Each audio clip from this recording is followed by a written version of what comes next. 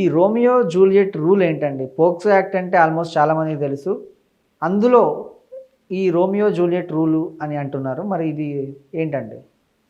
POCSO చట్టం అంటే minor బాలబాలికల మీద, అంటే బిలో 18 ఇయర్స్ ఉన్నటువంటి బాలబాలికల మీద సెక్సువల్ హెరాస్మెంట్ కానీ జరిగితే వాళ్ళ మీద కఠిన చర్యల్ని అమలు చేస్తూ 2012లో మనం ఈ చట్టాన్ని తీసుకొని వచ్చాం. దాన్ని పోక్సో చట్టం అంటారు. చాలా మంది తెలిసిన విషయం.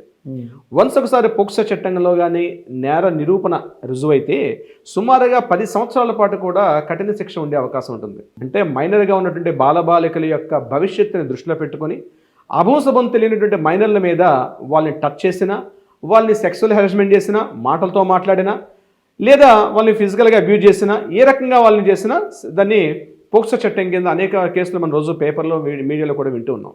ఇప్పుడు మీరు అడిగినటువంటి ఈ రోమియో జూలియట్ రూల్ అని ఏదైతే ఉందో ఇది యాక్చువల్గా చట్టంలో లేదండి.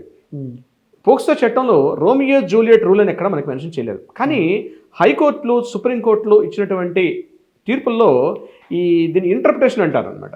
అందులో ఈ రోమియో జూలియట్ రూల్ని ఇంపోజ్ చేయమని చెప్పి క్లియర్గా సుప్రీంకోర్టు కొన్ని సందర్భాల్లో కూడా చెప్పడం జరిగింది.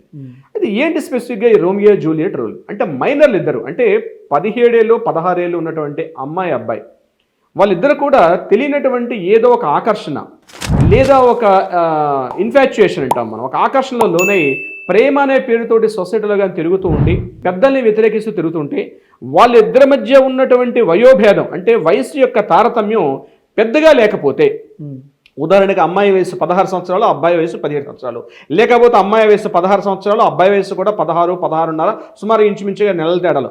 ఇటువంటి సందర్భంలో వాళ్ళిద్దరూ కలిసి ఒక ఫిజికల్గా వాళ్ళు కలిసినా, లేదా టచ్ చేయకున్నటువంటి ప్రదేశాల్లో అమ్మాయిని టచ్ చేసినా, ఆమెను ఇబ్బందికర పరిస్థితులు కుదిరినప్పటికి కూడా అబ్బాయి మీద చట్టపరమైనటువంటి చర్యలు తీసుకోవద్దు అని చెప్పి సుప్రీంకోర్టు చెప్పడమే ఈ రోమియో జూలియట్ రూల్.